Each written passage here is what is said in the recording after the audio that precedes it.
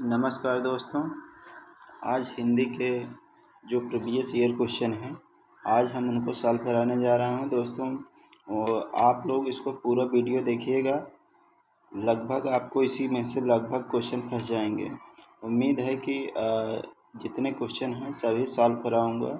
आप पूरा वीडियो देखिएगा तो उसमें से लगभग हमको उम्मीद है 50 में से 30, 35 या 40 क्वेश्चन लगभग फंस जाएगा।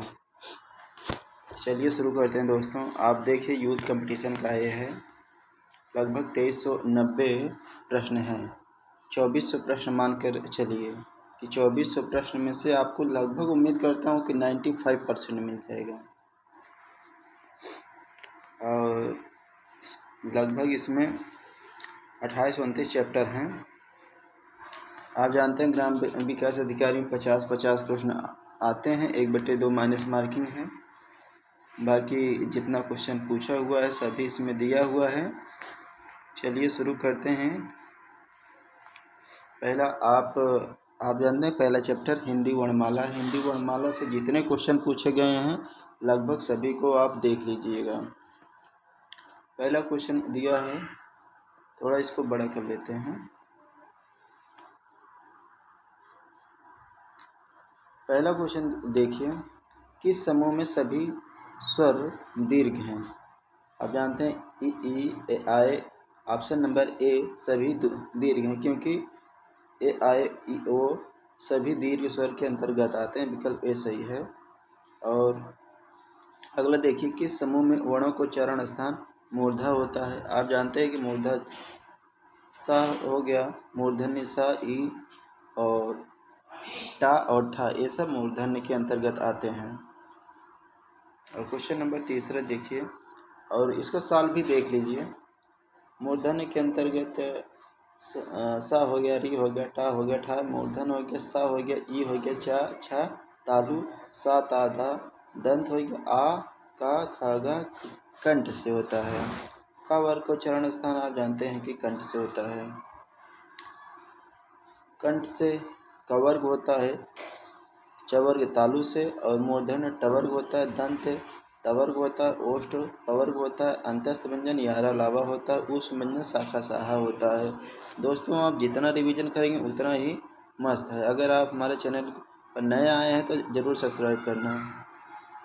अगला क्वेश्चन नंबर देखिए, दीर्घ स्वर इसमें से नहीं है पूछ रहा है। दीर्घ स्वर इसमें से छोटी ई नहीं है। ह्रस्व स्वर आप जानते हैं आ, ई, उ और रे, ये 4 होते हैं। और दीर्घ स्वर में आ, ई, उ, लगभग जितने बड़े स्वर हैं सभी इसमें आ जाते हैं, आ, ई, उ को छोड़कर। संयुक्त स्वर में ए, आए और ओ, आओ होते हैं। और वर्णमाला में स्वरों की संख्या 11 है।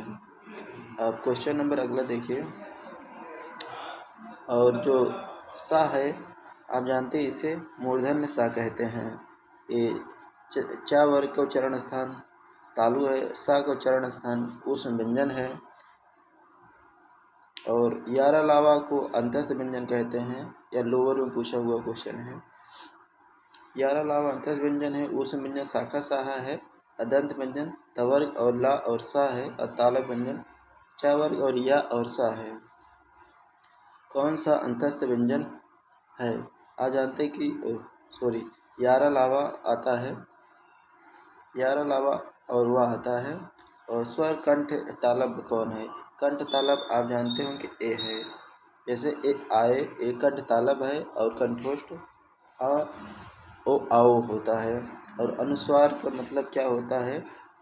अनुस्वार किसका कार्य करता है? यह पंचम वर्ण का कार्य करता है। अनुस्वार पंचम वर्ण का कार्य करता है। माँ का मेल का से भा का भा तक किसी भी व्यंजन वर्ण से होने से माँ का उसी वर्ग के पंचमा अक्षर अर्थात अनुस्वार में बदल जाता है, जैसे संपूर्ण, परंतु। और क्वेश्चन नंबर 10 देखिए, जिन स्वरों के उच्चारण में हवा नाक से भी निकलती है उन्हें क्या कहते हैं? उन्हें क्या कहते हैं? अनुनासिक कहते हैं कि उसे अनुनासिक कहते हैं। ऑप्शन नंबर क्या है? बी। जिन स्वरों के उच्चारण में हवा नाक से निकलती है उन्हें अनुनासिक कहते हैं, जैसे आ, ई। निर्नासिक स्वरों के उच्चारण में केवल मुंह से निकलती है, आ, ई। क्वेश्चन नंबर 11 देखिए, निम्नलिखित में से कौन सा संयुक्त स्वर नहीं है? संयुक्त स्वर वो नहीं है, बाकी तीनों संयुक्त स्वर हैं। हर्ष स्वर आ ई री होगा, दीर्घ आ बड़ा आ और बड़ी ई बड़ा ऊ। संयुक्त स्वर ए आए और ओ आओ। ए आए कंठ तालब से, ओ आओ कंठोष्ठ से। निम्नलिखित में से कौन सा वर्ण दंत नहीं है? दंत नहीं है या दंत से नहीं होता है। दंत से ता था दा धा ना ला और सा होता है। और क्वेश्चन नंबर 13 देखिए, हिंदी स्वरों का वर्गीकरण जब जीव के भाग के आधार पर किया जाता है तो निम्नलिखित में से कौन सा भेद इसके अंतर्गत नहीं आता है? विपरीत नहीं आता, बाकी सभी आते हैं। जीवा के उत्थापित होने वाले उसकी क्रियाशीलता के आधार पर 3 स्वर हैं: अग्र स्वर, मध्य स्वर और पश्च स्वर। और विपरीत स्वर वह स्वर हैं जिनके उच्चारण में मुख द्वार पूरा खुलता है, जैसे आ। मुख द्वार खुलने के आधार पर स्वर 4 प्रकार होते हैं: विपरीत, अर्धवृत्त और अर्धसमृत और समृत होता है। निम्नलिखित में से पार्श्विक व्यंजन कौन है? पार्श्विक व्यंजन आप जानते हैं ला होता है और रा लुंठित व्यंजन कहा जाता है। टा वर्ग का उच्चारण स्थान क्या होता है? टा वर्ग मूर्धन्य होता है। अगला क्वेश्चन देखिए, दिया हुआ है कि निम्नलिखित में से कौन सा दीर्घ स्वर है? दीर्घ स्वर आप जानते हैं कि बड़ा आ होता है। दीर्घ स्वर हो गया ऊ, ह्रस्व स्वर ए आ और ई से मिलकर इसे संयुक्त स्वर कहते हैं। ओ आ और उ मिलकर संयुक्त स्वर ए भी है। और आप जानते हैं कि चा छा जा झा का उच्चारण स्थान क्या होता है? चा छा जा झा का उच्चारण स्थान तालु से होता है, यानी तालव्य से होता है। ई और चा छा जा झा का उच्चारण तालु से होता है। क्वेश्चन नंबर 18 देखिए, प्रत्येक वर्ग का दूसरा और चौथा वर्ण क्या कहलाता है? महाप्राण कहलाता है। मतलब महाप्राण कहते हैं प्रत्येक वर्ग का दूसरा चौथा समस्त ऊष्म वर्ण और महाप्राण ध्वनि के उदाहरण हैं। खा गा झा मतलब हर वर्ग का दूसरा चौथा और ऊष्म वर्ण महाप्राण ध्वनि के अंतर्गत आते हैं। आप इतना ही याद रखिएगा, इसमें मुख से वायु अधिक निकलती है। क्वेश्चन नंबर 19 देखिए, उच्चारण की दृष्टि से संबल ध्वनियाँ कौन सी होती? संबल ध्वनियाँ होती संपृक्त ध्वनियाँ। संपृक्त ध्वनियाँ उच्चारण की दृष्टि से संबल संपृक्त ध्वनियों को वर्गीकरण है। जब एक ध्वनि दो व्यंजनों से संयुक्त हो जाए तब संपृक्त ध्वनियाँ होती हैं, जैसे सा बा ध्वनियाँ के मध्य मा ध्वनि संयुक्त हो। क्वेश्चन नंबर 20, हिंदी भाषा में ह्रस्व स्वरों की संख्या कितनी है? ह्रस्व स्वरों की संख्या आप जानते हैं 4 है। आ ई री। ह्रस्व स्वर आप जानते हैं कि आ ई उ री हो गया और दीर्घ स्वरों की संख्या 7 है। आ ई उ ए आए ओ आओ। और कुल स्वरों की संख्या 11 है। क्वेश्चन नंबर 21 देखिए, लिपि चिन्हों के क्रमबद्ध समूह को क्या कहते हैं? लिपि चिन्हों के क्रमबद्ध समूह को वर्णमाला कहते हैं। हिंदी में भाषा की सबसे छोटी इकाई ध्वन है, इसी ध्वन को ही वर्ण कहते हैं। वर्णों के क्रमबद्ध समूह को वर्णमाला कहते हैं। हिंदी में 52 वर्ण होते हैं। अगला क्वेश्चन देखिए, ऐसी कौन सी 2 मात्राएं हैं जिनका प्रयोग तो किया जाता है किंतु उनका समावेश स्वर में नहीं किया जाता है? जो आ होता है जिसे हम अनुस्वार और विसर्ग कहते हैं, आयोगवा भी कहा जाता है, अनुस्वार और विसर्ग कहते हैं, लेकिन दोनों संयुक्त रूप अयोगवा भी कहा जाता है इनको। क्वेश्चन नंबर 13 देखिए, किस व्यंजन का उच्चारण स्थान तालव्य से है? आप जानते हैं कि चाचा जाझा जो होता है तालव्य का उच्चारण स्थान आता है। कवर्ग और आ और हा कंठ से, चवर्ग तालु से और टवर्ग मूर्धन्य से और ता वर्ग दंत से, पवर्ग ओष्ठ से, आय कंठ से, ओ आओ कंठोष्ठ से व दंतोष्ठ से। क्वेश्चन नंबर 24, जिन ध्वनियों की गणना न स्वर में की जाती है न व्यंजन में की जाती है उन्हें क्या कहा जाता है? आगत कहा जाता है, ऊष्म कहा जाता है, अंतस्थ कहा जाता है कि अयोगवाह कहा जाता है? उन्हें क्या कहा जाता है? उन्हें अयोगवाह कहा जाता है। जिन ध्वनियों की गणना न स्वर में की जाती है न व्यंजन में, अयोगवाह कहा जाता है।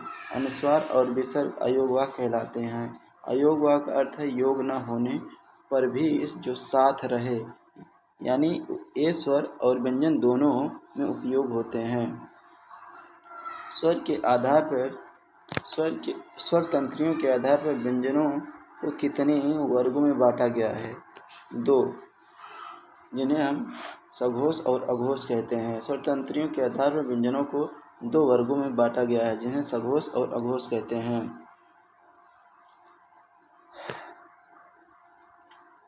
सघोष नाद का प्रयोग होता है, अघोष में श्वास का प्रयोग होता है। वर्गीय व्यंजन का पहला और दूसरा वर्ग सा खा सा सभी स्वर अघोष हैं, जबकि वर्गीय व्यंजन का तीसरा, चौथा और पांचवा व्यंजन सघोष होता है। यानी हर वर्ग का तीसरा, चौथा, पांचवा सघोष, हर वर्ग का दूसरा, पहला और दूसरा अघोष होता है।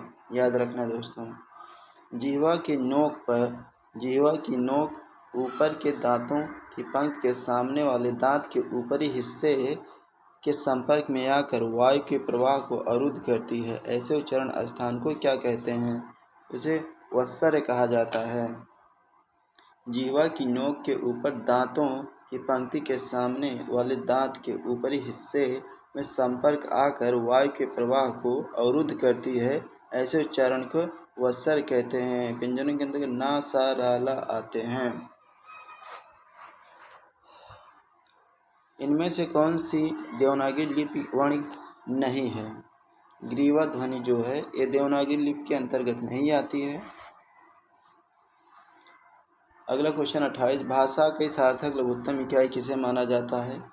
भाषा की सार्थक लघुत्तम इकाई शब्द को माना जाता है। उच्चारण की दृष्टि से भाषा की लघुत्तम इकाई ध्वनि है।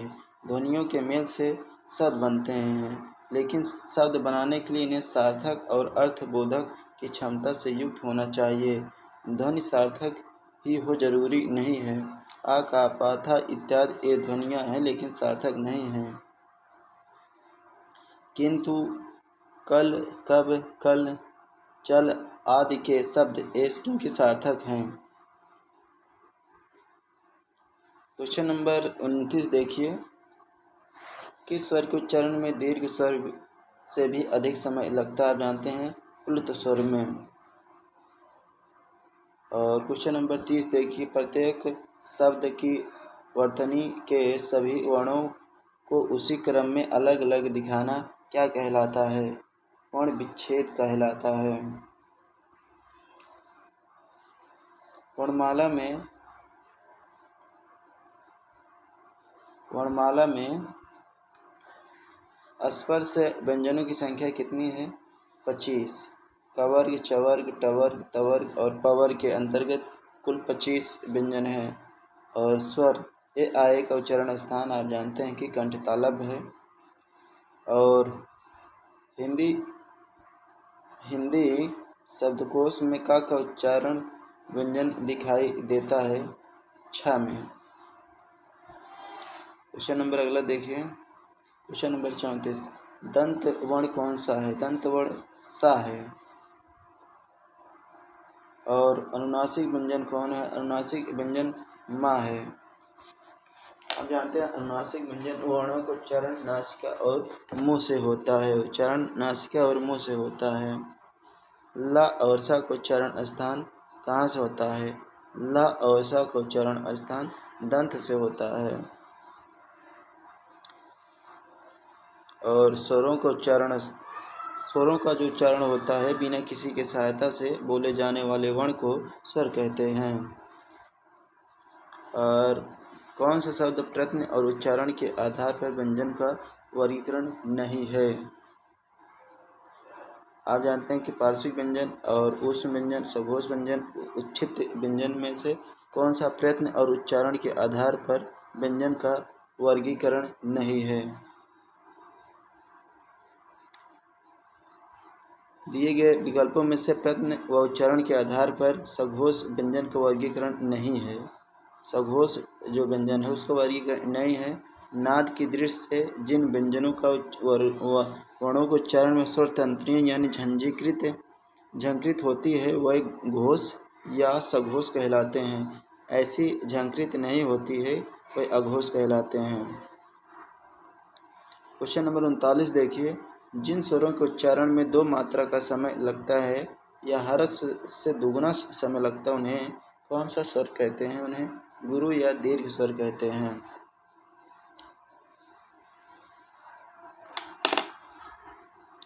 क्वेश्चन नंबर 40 देखिए, जिन व्यंजनों के उच्चारण के समय स्वरतंत्रियों में कंपन होता है उच्चारण के स्थान पर के आधार पर ध्वनियों का वर्गीकरण किसका स्थान होता है? काकल्य होता है। निम्नलिखित में से कौन सा स्वर वर्गीकरण नहीं है? द्वित्व व्यंजन जो होता है स्वर का वर्गीकरण नहीं है। क्वेश्चन नंबर 42 देखिए, मूल दीर्घ स्वर नहीं है। मूल दीर्घ स्वर नहीं है ओ।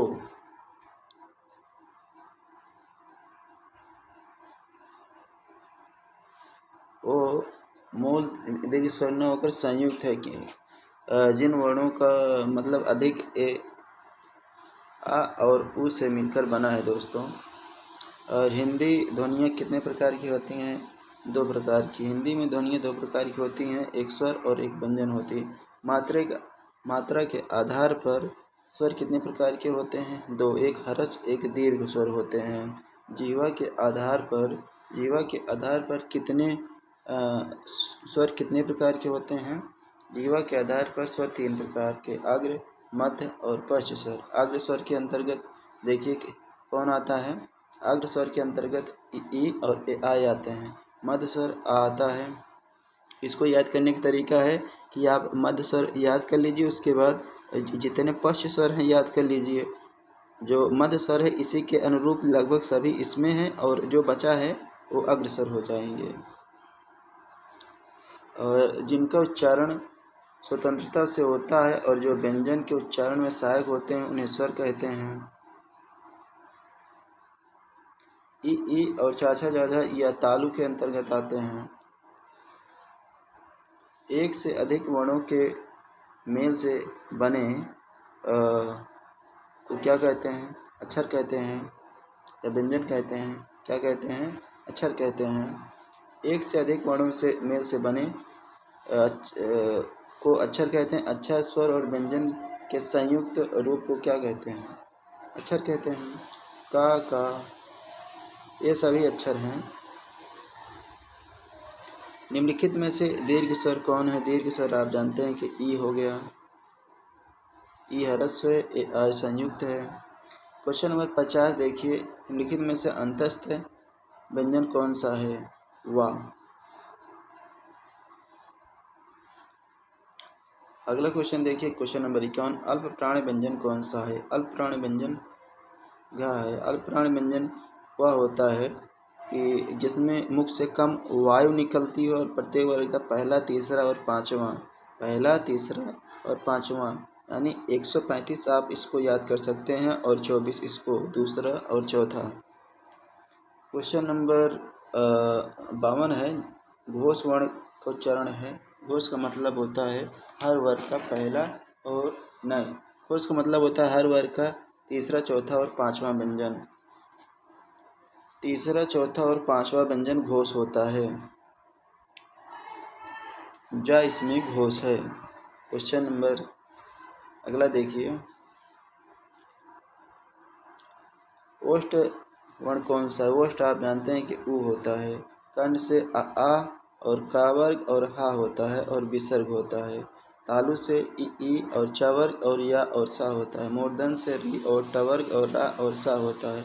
ओठ से उ और पवर्ग होता है। दंत से तवर्ग ला और सा। नासिका से अंगा ओ इया अड़ा न मतलब पंचमा अक्षर। अर्ध विवृत स्वर कौन सा? अर्ध विवृत स्वर अय है।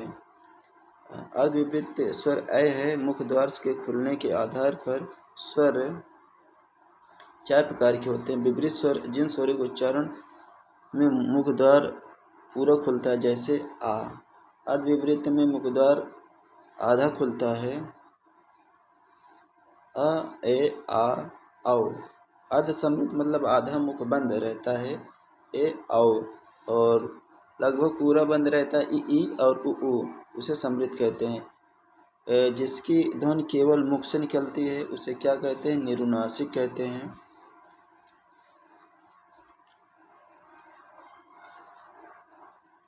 थोड़ा इसका विस्तार देख लीजिए क्योंकि इम्पोर्टेंट लग रहा है। अनुनासिक स्वरों के उच्चारण में ध्वनि मुख के साथ नाक से निकलती है, जैसे गांव, दांत और आंगन इत्यादि। लेकिन निरुनासिक में केवल मुख से निकलता है। दृ का वर्ण विच्छेद हुआ है। द्रि और रि और गा और आ, दृ। क्वेश्चन नंबर अगला देखिए 57 है। अंतस्थ और उष्ण में व्यंजन वर्ण कितने हैं? 8। 4 ओ 4 ओ 8 हो गए। और रा को वत्सर व्यंजन, लुंठित और सघोष अल्पप्राण व्यंजन कहा जाता है। ऑप्शन नंबर ए सही है। काकल व्यंजन को हा कहा जाना जाता है। काकल व्यंजन हा होता है। क्वेश्चन नंबर 60 देखिए। या को उच्चारण स्थान तालु से होता है, आप लोग जानते हैं। कंठ से कवर्ग और तालु से चवर्ग और ई या और सा। मूर्धन से री और टवर्ग होता है। दन से तवर्ग और ला और सा और से उ और पवर्ग। कंठ तालव आए और कंठोष्ठ ओ और दंतोष्ठ वा होता है। सभी महाप्राण होते हैं। आप जानते हैं हर वर्ग का दूसरा और चौथा व्यंजन होता है महाप्राण। हर वर्ग का दूसरा और चौथा व्यंजन होता है महाप्राण। का, छ, टा सभी महाप्राण होते हैं, यानी अल्पप्राण हर वर्ग का पहला, तीसरा और पांचवा होता है। महाप्राण सभी वर्ग का दूसरा और चौथा और उष्ण व्यंजन ये सब महाप्राण हैं। सभी स्पर्श व्यंजन कौन से वर्ग में हैं? का, चा, पा, दा ये स्पर्श व्यंजन के अंतर्गत आते हैं। कंठ तालव्य आप जानते हैं ये आए होता है। स्पर्श व्यंजन और कंठ ध्वनि अघोष और महाप्राण ध्वनियाँ कौन सी है? खा स्पर्श व्यंजन कंठ है, अघोष है और महाप्राण है। स्पर्श व्यंजन काखा गाघा और कंठ ध्वनि काहा गघा। अघोष का यानी प्रत्येक वर्ग का पहला, दूसरा व्यंजन। महाप्राण हर वर्ग का दूसरा, चौथा व्यंजन। और दंतोष्ठ व्यंजन कौन है? दंतोष्ठ यानी वाह हो गया। या तालु से, फा ओष्ठ से, रा मूर्धन्य से। Question number 66। जब एक ध्वनि का द्वित्व हो जाए तो वह कहलाता है क्या? युग्मक ध्वनि। द्वित्व व्यंजन में जैसे कि आप दिल्ली पढ़े होंगे, ये द्वित्व व्यंजन है क्योंकि यही द्वित्व व्यंजन है किसी मतलब वर्ण का आधा वर्ण उसके पहले लगा हो। जैसे सज्जन भी द्वित्व व्यंजन है। क्वेश्चन नंबर 67 देखिए। दीर्घ स्वर कौन सा है? दीर्घ स्वर आप जानते हैं कि आ हो गया। ह्रस्व स्वर आ ई री हो गया। दीर्घ स्वर में बड़ा आ, बड़ा ई और बड़ी उ। और प्लुत स्वर आप जानते हैं कि जैसे किसी को पुकारने, नाटक, संवाद में संयुक्त स्वर 4 होते हैं। ए आए और ओ आओ ये संयुक्त स्वर हैं। अंतस्थ व्यंजन के अंतर्गत या, रा, लावा आते हैं, यानी या हो गया। अंतस्थ व्यंजन यारा लावा हो गया। संयुक्त व्यंजन में का और का हलंत प्लस से मूर्धन्य सा से छा बनता है। त्र आप देख लीजिए, ज्ञा देख लीजिए, स्रा देख लीजिए। संयुक्त व्यंजनों की संख्या 4 है। उस व्यंजनों की संख्या 4 है। शाखा, साहा, कंठ 5 हो गया। कवर्ग, तालब, चवर्ग, मूर्धन्य, टवर्ग। पंचमा अक्षर आप जानते हैं अंगा, इंया, अड़ा, नामा। आप लोग इतनी बार देख लीजिए कि ताकि वो दिमाग में एकदम रटा रहे, जिससे कि ये क्वेश्चन बाहर ना जा पाए। 50 में 50 करना है ना, तो बिल्कुल आप एकदम रट डालिए। 2390 क्वेश्चन यानी 24 क्वेश्चन, 24 क्वेश्चन से बाहर नहीं जाएगा। आप प्रैक्टिस सेट भी दे रहे होंगे। चलिए 69 देखिए, महाप्राण व्यंजन कौन होता है? महाप्राण मतलब हर वर्ग का दूसरा और चौथा व्यंजन। चौथा यानी भा हो गया। अघोष वर्ण कौन सा होता है? अघोष यानी हर वर्ग का पहला और दूसरा व्यंजन। पा पहला व्यंजन होता है। और 71 देखिए, कंठ कौन होता है? कंठ मतलब आ होता है। आ कंठ होता है।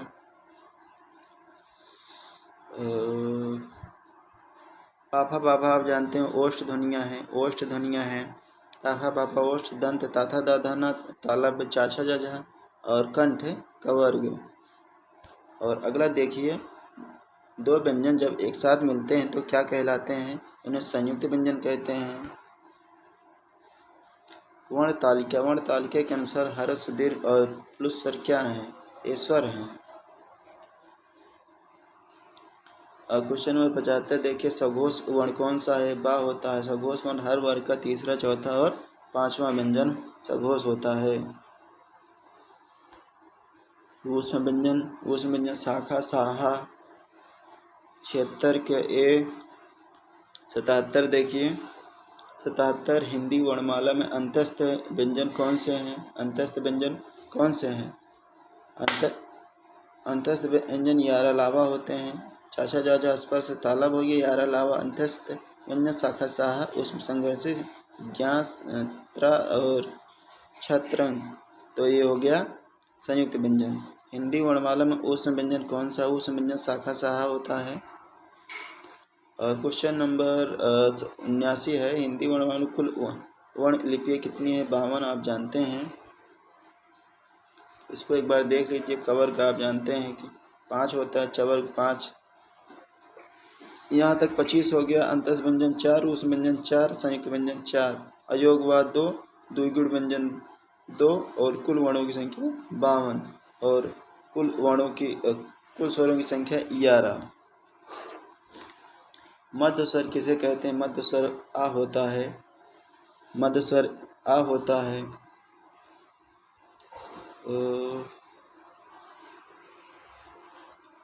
मध्य स्वर आ होता है। और कंठ स्वर आप जानते हैं कि आ और हा और विसर्ग यह कंठ के अंतर्गत आते हैं। रा और माँ का रूप होता है, जो या रा लगा हुआ है इसी का रूप होता है। जैसे कि माँ और माँ हलन प्लस री, तो पृथ्वी वाला जो री होता है इसमें लगता है माँ प्लस रा, ये भी एक रा है। अगला क्वेश्चन, प्रा का पूर्ण रूप क्या है? प्रा का पूर्ण रूप रा होता है। रा मतलब पूर्ण है और पा हलंत है। उद्यान का आपको वर्ण विच्छेद दिया गया है, आपको बताना है कि कौन सा सही है। उ, द, या और आ, न और फिर ना। ऑप्शन नंबर सी सही है। कौन सा व्यंजन स्पर्श संघर्षी व्यंजन चवर को माना जाता है? चवर को स्पर्श संघर्षी व्यंजन माना जाता है। और एक का उच्चारण स्थान कंठ तालब होता है। क्वेश्चन नंबर 87 देखिए, सा का उच्चारण स्थान क्या होता है? सा का उच्चारण स्थान तालु से होता है। कौन सी ध्वनियाँ महाप्राण नहीं है? महाप्राण मतलब हर वर्ग का दूसरा और चौथा व्यंजन महाप्राण होता है। जा महाप्राण ध्वनियाँ नहीं है। और अल्प प्राण होता है हर वर्ग का पहला, तीसरा और पांचवा व्यंजन। यारा लावा अल्प प्राण ध्वनियाँ होती हैं। और भाषा 89, भाषा विज्ञान के दृष्टि उ किस प्रकार का स्वर है? उ पश्च स्वर होता है।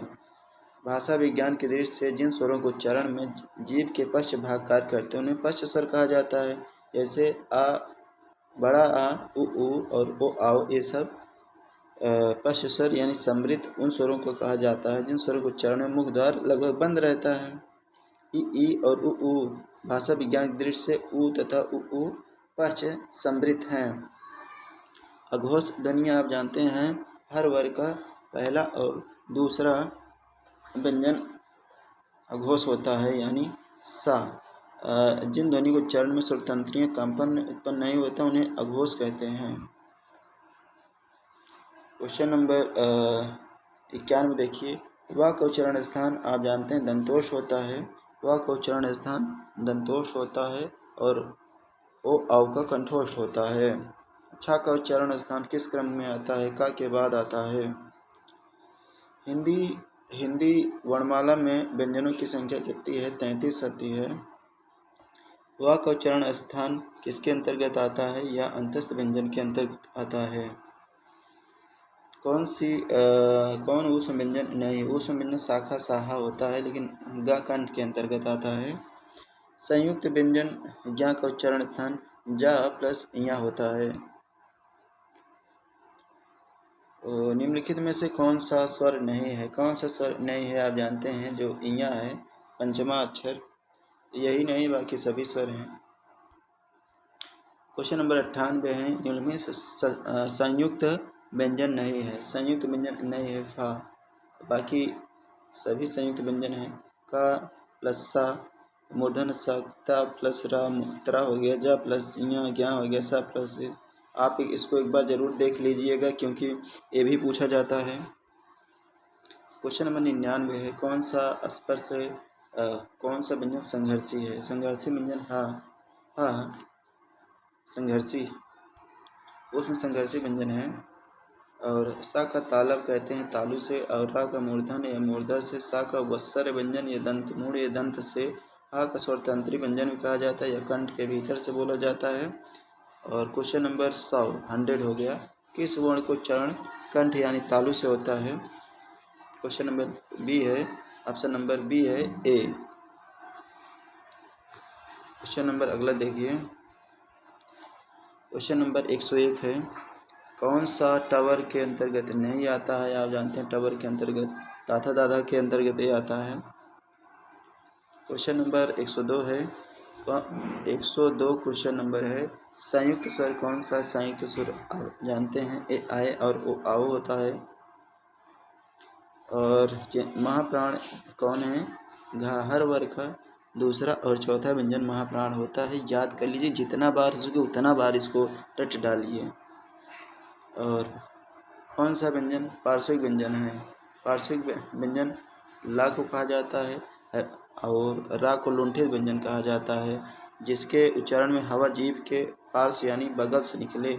ला वर्ण घोष कौन सा? मतलब अगर खाली घोष लिखा हो तो उसे सघोष कहा जाता है। सघोष मतलब हर वर्ग का तीसरा, चौथा और पांचवा व्यंजन। तीसरा, चौथा और पांचवा व्यंजन घा हो गया, तीसरा ये है ना। अब आ गया है क्वेश्चन अगला लेसन, विराम चिन्ह। विराम चिन्ह है दोस्तों। क्वेश्चन नंबर पहला देखिए, विराम चिन्ह का किस वाक्य में उचित विराम चिन्ह का प्रयोग हुआ है? क्वेश्चन नंबर सी देखिए, मैंने पूछा क्या बात है, इसमें सही लगा है, बाकी सभी में गलत है। अगला देखिए, वाह तुम आ गए, वाह के पश्चात कौन सा चिन्ह आएगा? आप जानते हैं विस्मयादि बोधक चिन्ह आएगा। क्वेश्चन नंबर तीसरा है, आना जाना। आना जाना अपेक्षित चिन्ह कौन सा? योजक चिन्ह में आना जाना लगा होता है। आप चिन्हों के नाम जानिए। योजक चिन्ह इसे कहते हैं, और प्रश्नवाचक चिन्ह, और अर्धविराम और पूर्ण विराम पूछा जाता है कभी कभी। क्वेश्चन नंबर 4 देखिए, किस वाक्य में विराम चिन्हों का प्रयोग सही नहीं किया गया है? सही नहीं किया, तीसरे में देखिए, राम के बगल में विस्मयादि बोधक चिन्ह का प्रयोग किया गया है, जो कि बिल्कुल गलत है, और बाकी सभी में सही है। क्वेश्चन नंबर अब अगला देखिए, क्वेश्चन नंबर 5 है। क्वेश्चन नंबर 5 देखिए, विराम चिन्ह के प्रयोग की दृष्टि से अशुद्ध वाक्य बताइए। बस हो गया, रहने दीजिए, सही है। क्वेश्चन नंबर डी देखिए, वाह तुम्हारे क्या कहने, बहुत ऊपर तक जाओगे, यहाँ गलत है, क्योंकि दिए गए वाक्यों में विराम चिन्हों के प्रयोग की दृष्टि से अशुद्ध वाक्य है, क्योंकि वाह तुम्हारे क्या कहने, बहुत ऊपर तक जाओगे, इसका विराम चिन्ह की दृष्टि से शुद्ध रूप क्या होगा? अभी आप आगे देखिए, वाह तुम्हारे क्या कहने, यानी दो विराम चिन्ह का प्रयोग होना था, लेकिन अल्प विराम यहाँ लगा दिया गया है। अगला क्वेश्चन देखिए, क्वेश्चन नंबर 6, विराम चिन्ह के प्रयोग की दृष्टि से निम्नलिखित में से कौन सा वाक्य सही नहीं है। पहला वाक्य सही नहीं है क्योंकि वाक्य में वह दूर से बहुत दूर से आ रहा है। विराम चिन्ह के प्रयोग की दृष्टि से अशुद्ध है क्योंकि शुद्ध वाक्य वह दूर से बहुत दूर से आ रहा है, यही शुद्ध होगा। अगला क्वेश्चन, जो चाहे करो डैश बस हमें तंग ना करो, यानी यहाँ अर्धविराम चिन्ह का प्रयोग होना चाहिए था।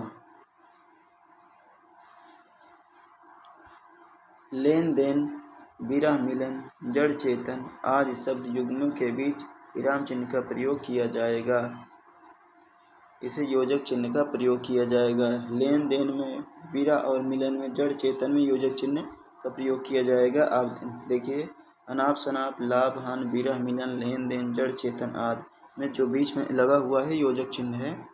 क्वेश्चन नंबर अगला देखिए, क्वेश्चन नंबर 9 है, दो विपरीतार्थक शब्दों के बीच कौन सा योजक चिन्ह लगता है, कौन सा चिन्ह लगता है, योजक चिन्ह लगता है। क्वेश्चन नंबर 10, एकल उद्धरण इसे कहते हैं, दोहरा उद्धरण इसे कैसे, विस्मयार्थ चिन्ह यह है, प्रश्नवाचक चिन्ह सभी जानते हैं। सामासिक पदों पुनरुक्त युग्मों शब्दों के मध्य प्रयोग किया जाता है, क्या योजक चिन्ह प्रयोग किया जाता है। क्वेश्चन नंबर 11 देखिए, किसी की कही हुई बात को स्पष्ट करने के लिए वाक्य के अंत में किस चिन्ह का प्रयोग किया जाता है, विवरण चिन्ह का प्रयोग किया जाता है। क्वेश्चन नंबर 12 देखिए, किसी अक्षर या शब्द विशेष पर बल देने के लिए किस चिन्ह का प्रयोग किया जाता है, उसे इकहारा उद्धरण कहते हैं। प्रश्नवाचक चिन्ह आप सभी जानते हैं, प्रश्नवाचक चिन्ह तो वैसे भी आप जान लेंगे। क्वेश्चन नंबर अगला देखिए, क्वेश्चन नंबर 14 है, माता पिता दोनों प्रसन्न थे, इस वाक्य में माता पिता के मध्य कौन सा विराम चिन्ह है, आप जानते हैं योजक चिन्ह है। अल्प विराम चिन्ह यह है जहाँ वाक्य में थोड़ी देर ठहराव होता है, वहाँ अल्प विराम होता है। अर्ध विराम चिन्ह इसका प्रयोग स्पष्ट विराम चिन्ह स्थलों में आता है। किसी वाक्य के कई स्वतंत्र वाक्य होने पर इन्हें अलग अलग रखने के लिए इनका प्रयोग किया जाता है। निर्देशक चिन्ह इनका प्रयोग विषय विवाद संबंधी प्रत्येक शीर्षक आगे उदाहरण के पश्चात कथोपकथन के नाम के आगे किया जाता है, इसे रेखा चिन्ह भी कहा जाता है, याद रखना। उसने मुझसे कहा, मैंने आज एक मशीन खरीदी। उक्त वार्तालाप में किस विराम चिन्ह की कमी मतलब है, अर्धविराम की। क्वेश्चन नंबर 16 देखिए, मुझे बाहर जाना है, मुझे बाहर जाना है, वाक्य में रेखांकित चिन्ह होगा पूर्ण विराम। क्वेश्चन नंबर 17 देखिए, किसी पद उपवाक्य की विशेषता दिखाने के लिए शब्द के नीचे रेखांकित खींचते हैं, उसे क्या कहते हैं, उसे कहते हैं अधोरेखा कहते हैं। प्रश्न चिन्ह कौन सा है, ऑप्शन नंबर बी। कुछ देख लीजिए, पूर्ण विराम ऐसा चिन्ह होता है, अर्धविराम का चिन्ह, अल्प विराम का चिन्ह, प्रश्नवाचक उद्धरण का चिन्ह, योजक चिन्ह, निर्देशक या डैश चिन्ह, लाघव चिन्ह। निर्देशक चिन्ह को क्या कहते हैं, रेखा चिन्ह भी कहा जाता है। संज्ञा के द्विरेक्त होने के बीच कौन सा चिन्ह लगाया जाता है, योजक चिन्ह लगाया जाता है। क्वेश्चन नंबर 20 देखिए, निम्नलिखित में से कौन सा निर्देशक चिन्ह है, निर्देशक चिन्ह ऑप्शन नंबर डी सही है। क्वेश्चन नंबर 21 देखिए, एक बार फिर से आप देख लीजिए चिन्हों को। पूर्ण विराम, अल्प विराम में का चिन्ह देखिए, अर्ध विराम का चिन्ह जिसमें एक होता है और अल्प विराम वाला चिन्ह होता है। योजक चिन्ह में छोटी लाइन होती है।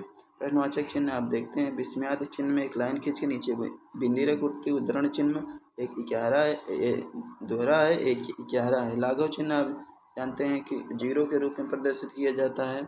और निर्देशक चिन्ह में एक योजक चिन्ह से थोड़ी बड़ी लाइन होती है। विवरण चिन्ह में पहले 2 बिंदी, उसके बाद थोड़ा सा लाइन, फिर कोष्टक चिन्ह। आप जानते हैं हंसप्रद त्रुटि एक ऐसा सिंबल बनाया जाता है। अल्प विराम चिन्ह, आप जानते हैं अल्प विराम चिन्ह सबसे ज़्यादा प्रयोग होने वाला चिन्ह है। अगला क्वेश्चन देखिए, क्वेश्चन नंबर 22 है, निम्नलिखित चिन्हों में से पूर्ण विराम चिन्ह कौन सा है? पूर्ण विराम चिन्ह ऑप्शन नंबर ए सही है। पूर्ण विराम चिन्ह, अर्धविराम चिन्ह और योजक चिन्ह और प्रश्नवाचक, उद्धरण चिन्ह और लोप सूचक चिन्ह और निर्देशक चिन्ह और टीका सूचक हो गया, समाप्ति पूछक। जो 3 गुणे का निशान लिखा हुआ है उस चिन्ह को क्या कहते हैं? उस चिन्ह को क्या कहते हैं? लोप सूचक चिन्ह कहते हैं। लोप सूचक चिन्ह कहते हैं। 2 समानार्थी शब्दों के पुनरुक्ति के बीच कौन सा चिन्ह लगाया जाता है? योजक चिन्ह का प्रयोग किया जाता है, जैसे कपड़ा लत्ता, धन दौलत, मान सम्मान। और क्वेश्चन नंबर 25 देखिए, इनमें में से कौन विराम चिन्ह का प्रकार नहीं है? विराम चिन्ह का प्रयोग प्रकार नहीं है, उपदेशक। क्वेश्चन नंबर 26 देखिए, किस विराम चिन्ह का प्रयोग द्योतक है? जो ये कोष्टक दिया हुआ है, ये कोष्टक चिन्ह का प्रयोग है। क्वेश्चन नंबर अगला देखिए, जो कोष्टक के अंदर एक कोष्टांकित विराम चिन्ह का प्रयोग किया गया है, कौन सा है? अर्ध विराम चिन्ह का। अगला देखिए, किस विराम चिन्ह का उचित प्रयोग नहीं है? सुनो सुनो वह गा रही है, इसमें उचित विराम चिन्ह नहीं है। इसका सही रूप आप देख सकते हैं कि दिए गए वाक्यों विराम चिन्ह के आधार पर त्रुटि वाक्य है। सुनो सुनो गा रही विस्मयादिबोधक के स्थान पर अल्प विराम का प्रयोग होना चाहिए था। क्वेश्चन नंबर 29 है, जहाँ वाक्य की गति अंतिम रूप ले ले, विचार के तार टूट जाए, वहाँ किस चिन्ह का प्रयोग किया जाता है? वहाँ पूर्ण विराम का चिन्ह का प्रयोग किया जाता है। क्वेश्चन नंबर 30 है, विराम जो बराबर का चिन्ह दिया गया उसे तुल्यता सूचक चिन्ह कहा जाता है। इसे विवरण चिन्ह कहा जाता है, इसे संयोजक चिन्ह और इसे लाघव चिन्ह कहा जाता है। चैप्टर नंबर 3 है दोस्तों, वर्तनी। क्वेश्चन नंबर चलिए ठीक है दोस्तों, आज इतना ही। और उसके बाद इसको लेकिन हम मतलब टॉपिक वाइज पढ़ा रहे हैं, तो लगभग 1-2 दिन में कवर हो जाएगा, क्योंकि ज़्यादा क्वेश्चन है नहीं। लगभग 24 क्वेश्चन है, 28 चैप्टर है। अगर 1 दिन में 2 दिन में इसको हम कवर कर देंगे। चलिए ठीक है।